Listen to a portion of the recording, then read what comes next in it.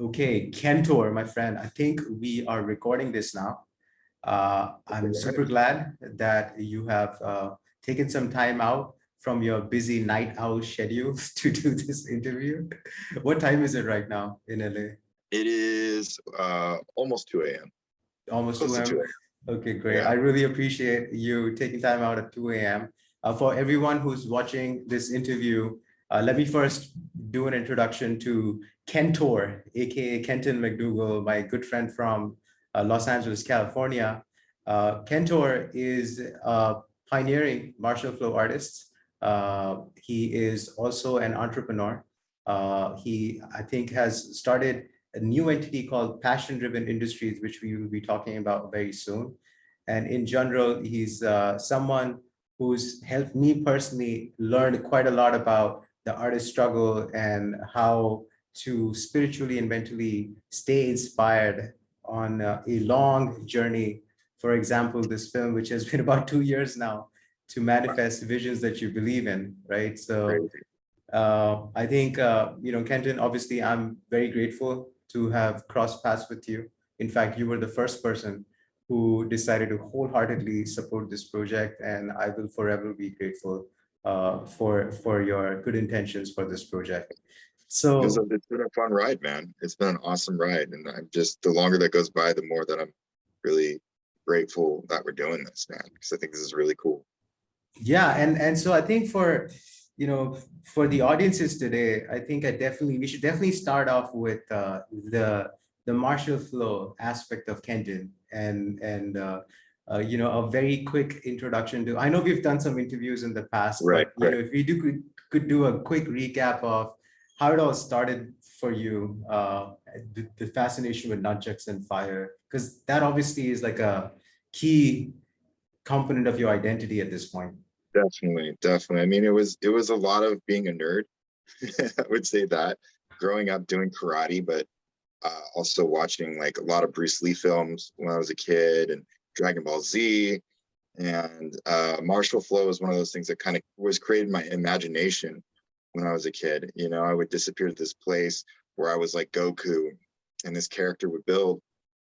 And, it was later in life when I kind of was more opened up that I would go and I'd start flowing and I'd kind of open up that doorway to that character that I was building as a kid. And that's, I guess, kind of what martial flow was for me. It was expressing that inner Bruce Lee, that inner Goku in a visual art, a fire art. So yeah, I guess so really briefly, that's what it was. It's I mean, we've gone back and forth on this quite a lot about how we can use art as a way to find ourselves, and that will be intensively covered in the film. But I can share my own story of how my life has kind of changed in a lot of positive ways after I got those pair of nunchucks from you. I remember showing up at Burn Club and just watching you and John just play around and dance with your nunchucks on fire. And I was like, God damn, you can actually do that. And so one thing led to another, and here we are. Like, I mean, recently, I just did like a cleanup event. We're calling it Stop at Zero, and literally the idea is to clean trash in the city by throwing a bit of a party. So I'm really trying to explore if all the art that I have picked up from you guys, if it can be put to some good use where the flow can be in service to somebody else. And so yeah, I totally understand the idea of how it can be used for like personal emotional release, but I'm also trying to explore now how we could use the art for driving attention, things that deserve attention. So I'm forever grateful for those nunchucks. They have definitely changed my life in a positive way. So to tell me more, I mean, our film is obviously about vision quests and encouraging people to Right. go on vision quests. Tell me a little bit more about passion-driven industries, because this seems like something new that you are doing in addition to teaching people about fire flow Right. making your own props. Yeah, I mean, passion driven industry is kind of just the next step of expression for me and on my path. Now I'm performing a lot more here, I'm getting a lot more work. the props are starting to move. It's time to put a name behind this movement. And Passion Driven Industries is that movement.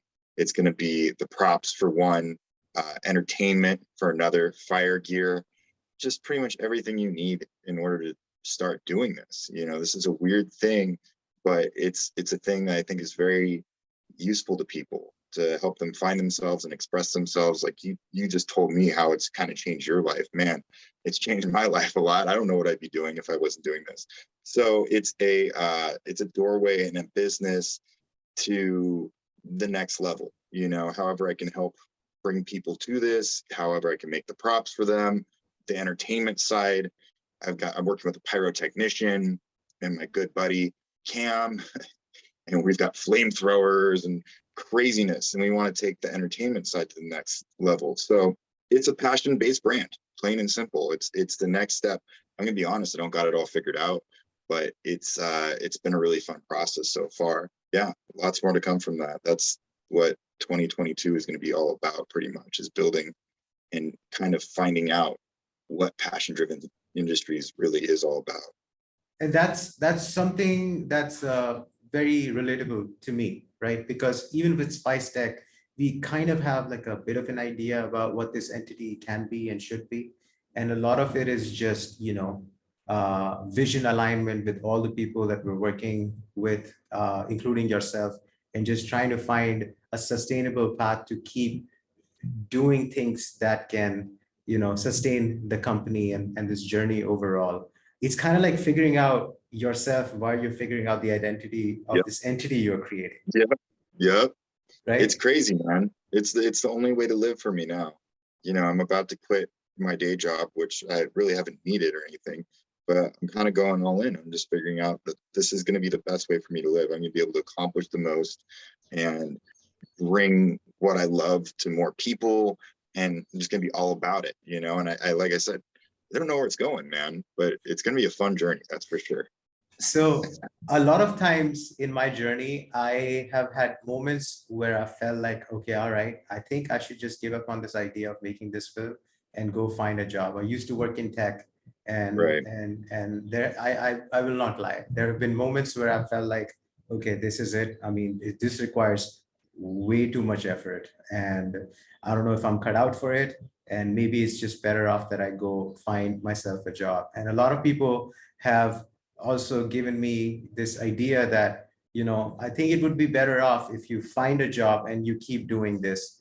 But at some point, I Right. feel like you have to throw yourself in the fire, and you kind of have Right. to like use that fear to be able to take really big steps. Yep. Where your plan B is to make the plan A work. Yep.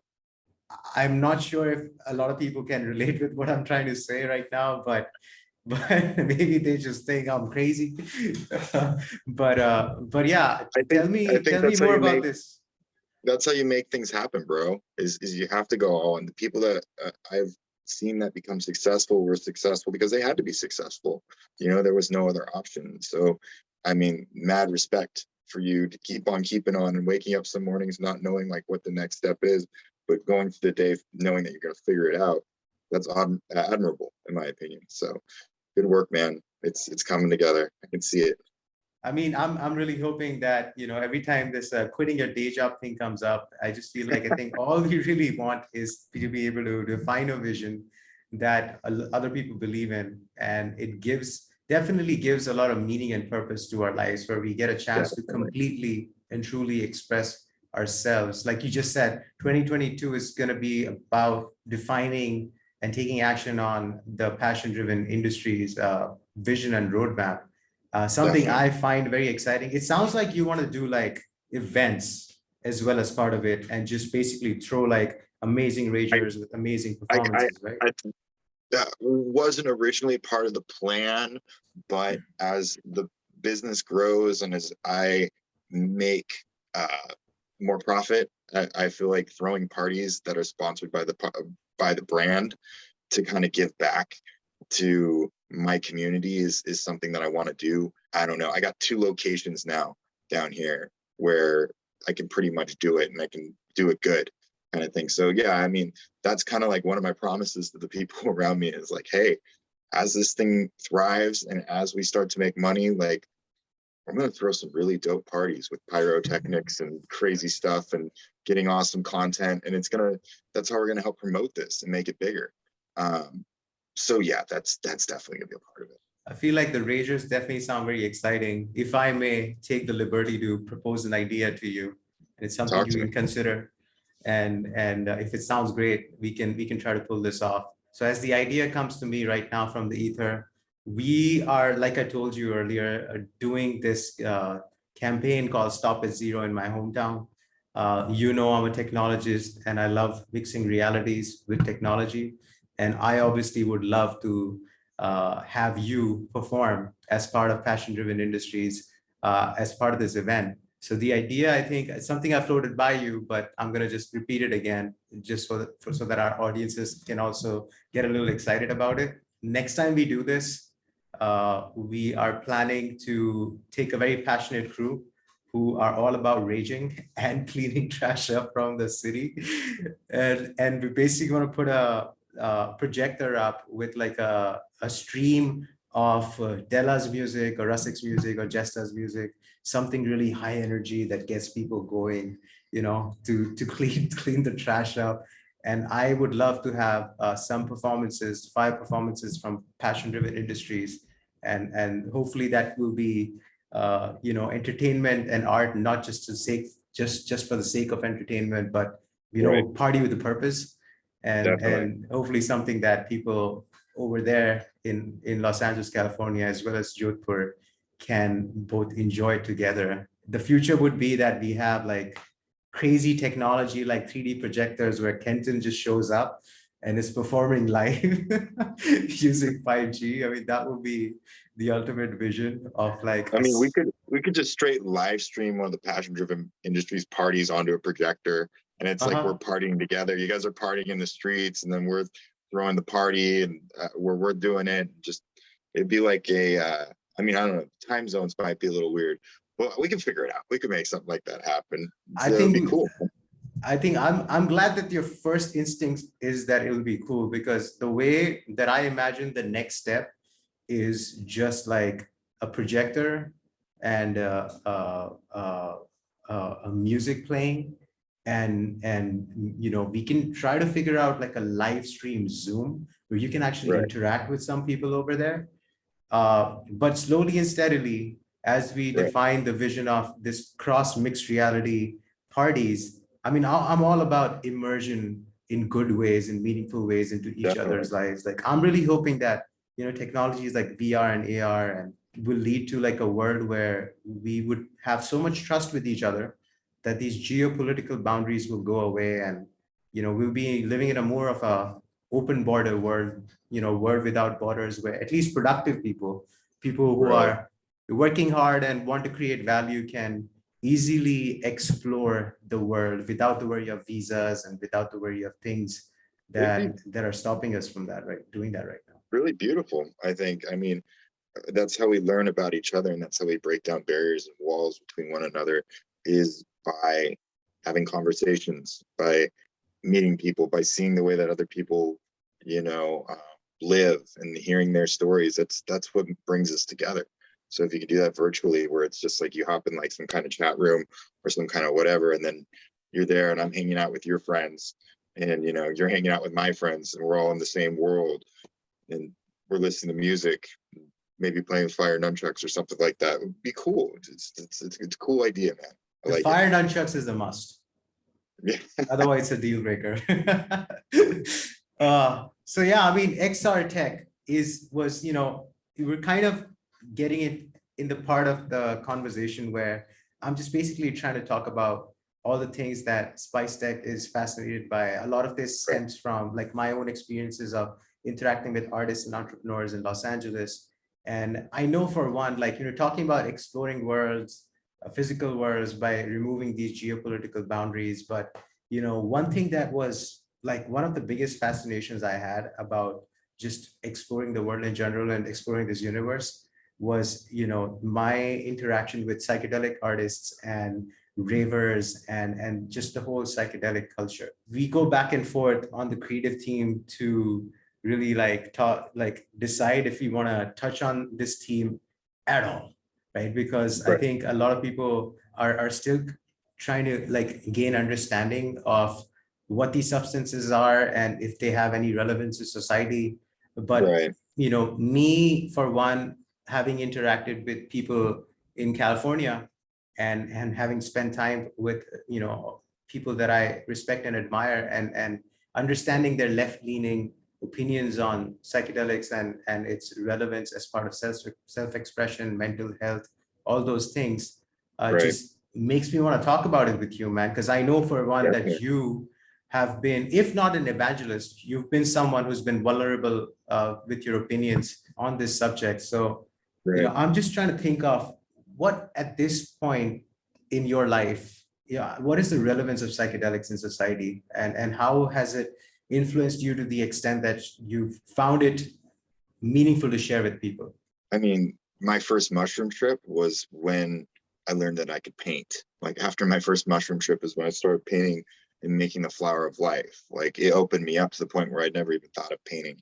Then all of a sudden I was painting. And then after that was when I went off to Costa Rica and I did ayahuasca. And I completely just broke down every barrier in my mind pretty much and gave me a whole new operating system in a way to maneuver through the world. And that's when I started picking up fire nunchucks. And I would say at the beginning and the creating part of uh, my journey, I wasn't talking to a lot of people, to be honest with you, because I would be on some mushrooms in the fire circle, not caring about anyone around me. I would just be in my own little world, and I was working through issues. I was working through my demons, and I was creating art at the same time. And at that point, I honestly, I kind of miss it. No one cared. I was just in my own world. I was in my own place, and I was figuring things out. But that work that I did then laid the basis for everything else that I learned with fire, and still, to be honest with you, I don't dive into psychedelics nearly as much as I used to anymore. I'm just in a little bit different place. Um, but yeah, if I really need to learn something or learn a prop or really dive deep or open up some pathways, psychedelics like mushrooms would be the way that I would do that, and I think it's right to talk about there are some psychedelics that have less side effects than others. Some are better than others, in my opinion. Mushrooms just happens to be probably my all-time favorite and probably the one that has been most beneficial besides ayahuasca. And I've only done ayahuasca once. But yeah, I mean, in modern society, I think Graham Hancock said that he heard from a shaman that he asked him, what was our biggest problem? And the shaman said, you've lost your connection with spirit. And that always rings with me because in everyday life, we're in traffic, we're going to work, we're doing all these things, and we're moving at 1,000,000 miles per minute just to try and get to the next step in life. And what psychedelics will do is they'll take you out of that for a second and show you the bigger picture, show you the whole grand scheme of things. And that is so beneficial for connection. It's so beneficial for your mental health. I mean, man, I really need to take some mushrooms right now. Not this second, but I'm saying soon, because Okay. I'm just reminding myself how helpful these things are, and I'm not gonna lie, there's a lot of people that are going to use them for escapism. That is a thing. Like there are plenty of people that I know that are just spun. I may use the word wooks, the types that are just literally just going to the next rager, the next party. You can escape into anything. And I think now more than ever, there are a lot of responsible adults that are using psychedelics in a responsible way to help benefit their lives. I have a buddy who talks about these CEOs that he meets with, and they will go on their lunch break and smoke DMT so they can go back into the office and perform like a great board meeting or whatever they need to do. It takes them out of their head for that time to show them the bigger picture. So I'm saying nowadays more than ever, I think that we can use them properly in society to help build our connection with one another and with spirit in general.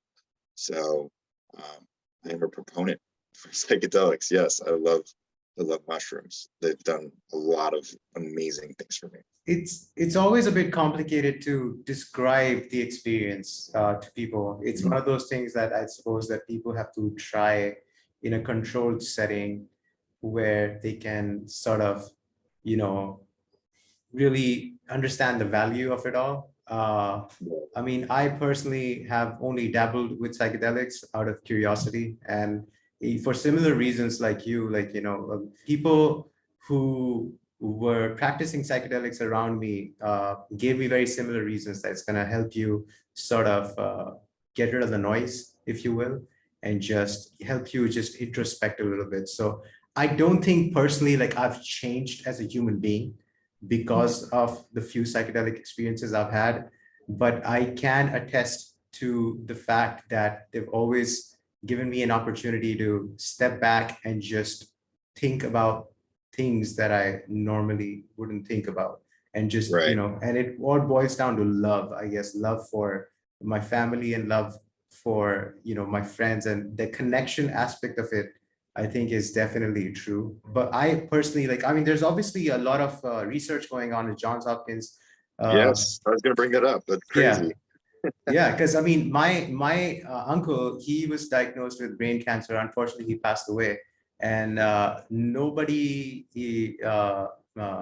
we're not nobody even thought of, you know, psychedelic treatment to ease his Right. death anxiety, and that's what the research seems to be telling, that apparently, you know, some people have found it very beneficial to deal with their death anxiety, you know, Yeah. terminally ill patients. So I mean, there's this mental health aspect of it, and then there's this whole aspect of navigating the spirit realm, if you will, and you know what it is, Right. and what it means for human consciousness, if you will. So it's a fascinating topic. It's fascinating to the extent where I feel like I don't think we can completely ignore it. At the same time, it's like a delicate dance of, you know, how these substances can be regulated and how they can be, you know, Definitely. provided for the public to have some sort of a beneficial experience from it without really making their lives Yeah. go out of control, if you will. Right. That seems like the present stance that at least I have. Yeah.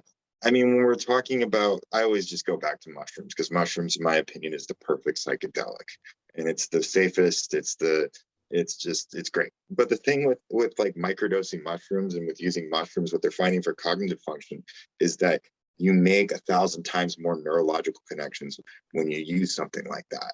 And so insights come to you and you make connections that you would have never made before. And that's like just what it's doing in your brain. But there's the other part of it if we go a little bit more spiritual with it, and that is there's a voice. There's, if we start, you know, when you go past the microdose level and you start doing more of like an actual trip, there's a voice. And the thing is, like, if you ever have a time where you're feeling like a little lost or a little like too anxious or something, you can just sit down, take a deep breath, and you can ask the voice, okay, what am I supposed to be feeling right now? Or what's wrong? And this voice will help guide you. It's the spirit. It's the voice of the spirit realm, whatever you want to call it, the voice of the mushrooms, the guiding light. And that's where we do a lot of work, because this voice that we hear, or whatever we get out of that spirit realm, it knows best a lot of times. You know, it can point us in the right direction and help us if we're in a really difficult time or we're really lost and we need to ask a question. We can go there to that spirit realm, to that place, and we can ask whatever entity, whatever this is connecting us to, and we'll come out with a lot more certainty about that subject. You know, Terence McKenna used to have a little talk where he called it Ask the Mushroom, where, you know, if you're ever having anything like a huge life altering question, you go to that realm and you get your answer there. And that sounds a little bit, probably a little bit nutty to people who have never done a substance like this. But whatever that substance is connecting you to feels like it is connecting you back to the source of life, to spirit, to wherever we come from. That's where these things come from. You know, they say that the mushroom spores, they float around in the atmosphere, then they come to Earth because when asteroids come down, the spores are the only thing that can survive inside of a vacuum, and then they shoot into the Earth, And when they get into the earth, those mushroom spores go out and they create a mycelium network of mushroom roots that go for like hundreds of miles long. And they say that this mycelium network is, goes all around the world. And so there's an intelligence that's a part of everything. Spores are a part of everything that just knows best in a lot of ways, or knows at least what you need to move forward in your life right now. So yes, diving into the spirit realm can help give you direction. It can help bring you back to yourself when you've lost yourself. And it can help with creativity and pointing you down a different path that maybe you never even would have thought of before. So yeah, and I mean, when I did ayahuasca, holy crap, you want to talk about spirit realm, like you literally, you feel like the vines of the forest, like at least for me, I felt the vines of the forest like grow over me and bring me back into the earth, bring me back into the source of where everything is. They call ayahuasca the vine of the dead because they say it brings you back to the world of the dead. The debate over if it's just a drug or if it's actually doing what the shamans say is subjective. But the results of this stuff and what this does to people and how these people come out of this experience is not subjective. It helps people, drastically helps people. For me, when I did it, I was really lacking direction. I didn't know what I was doing with myself. And that, I would say that if I didn't do that ayahuasca ceremony, I might not be on the journey. No, I wouldn't be on the journey that I am right now. It opened me up enough to the point where it allowed a new path. It allowed me to do something creative, to take a leap. And it's working out. I mean, that's fascinating, and I mean, it sounds nutty for sure. I can tell you It that. definitely sounds nice. And I think to me, after having thought about this subject for so long, I think the whole debate boils down to individual choice, and to what extent are we willing to alter with our state of consciousness, like from alcohol to smoking marijuana to like practicing psychedelics. But there is no denying that there's a lot of left-leaning people on the subject in the tech world. And that's been a reason for my own conflict because I've come across them myself. And I was a pretty straight edge guy. I mean, it's not that doing psychedelics, you're not a straight edge guy, but but basically a lot of that conflict has made me fascinated about the topic. But I respect somebody's truth about how these substances have helped them in any way, whether it's just dropping into their flow state when they're practicing arts, so that for a few moments they can drop any distraction and just be completely consumed in that activity. This flow state as we speak of, which I think is a beautiful place to be, and it also is like a safe place to be, in my opinion. As long as you're in a safe environment. As long as you're in a safe environment, I think it's a beautiful experience of connection with everything and everyone around you. And I think a lot of interesting creativity and self-expression can definitely come through from that state of mind. I'm with you on that. There's definitely like this other side of not knowing what to do with these substances and things getting out of control. But again, like the whole idea of practicing a psychedelic and experiencing these hallucinations of interacting with an entity, a voice like you described, which potentially can be just your subconscious trying to tell you about what you can do next in your life, or it's kind of like can be equated to trusting your instincts, that feeling you get before you take an action. And so a lot is there to be explored about the very nature of reality. And me being like a self-proclaimed deep thinker about reality and what is truth and everything that helps me understand the various layers of reality, including psychedelics, or even like technologies like augmented reality and virtual reality, become a topic of great fascination for sure from a philosophical perspective. So I appreciate you sharing and having this open conversation about psychedelics with me, including the nutty aspect of it. But hopefully we'll be able to boil it down to a place where we can present what is worthy of attention here around this particular theme in the film, without blowing it out of proportion, or just telling people's experiences as they are without distorting reality. It's time to open up this dialogue, and I think people are more open to it now than ever before. It's like, even people on the right now are using psychedelics, and we need those people to use psychedelics, because then it becomes less of a blurry ground. When people have these experiences, they are able to have more empathy for others, and it's really can do beautiful things for people. So yes, I mean, it's almost, it is a controversial subject, yes, but it's almost time for it not to be controversial, and just to see how positive these things can be for so many people. And John Hopkins University, what they're doing with all their studies is like monumental, because they're helping people that are terminally ill. They're helping people who have massive trauma where nothing else has worked for them. And it's making it more mainstream. This is an option, if you're able to do all these other things, why aren't you able to go take some mushrooms with a therapist and work through your issues, work through your problem? So it is, it's good. I'm glad we're touching on this. Well, I think that's something that we can share through this interview. At least it's a start. A lot of creative discussions will happen, I'm sure.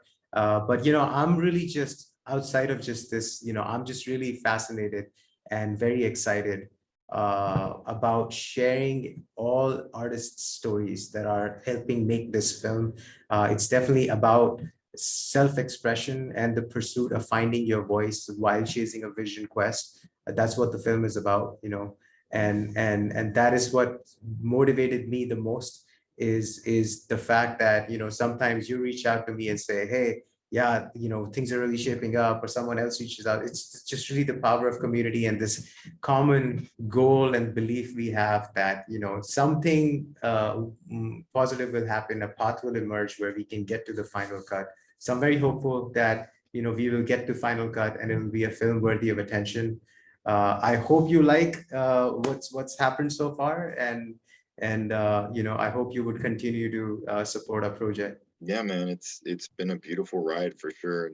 Not knowing the answers, you've continued on with it. It's very admirable in my opinion, and I really hope that people choose to donate to this film just so we can follow it out to the end, man, because it's a great story, and the story is still continuing with you, with Spice Tech, with me, and it'd just be great to continue doing this. And Stop at Zero event. people. Mixed What's reality. up? Stop at Zero Passion Driven Industries event. We should do that. Okay. Definitely. Okay, brother. Well, thank you for your time, and thank you for the wonderful interview. I'll stay in Absolutely, touch. brother. All right, brother. Have a good night. Much love, my man. You too, brother.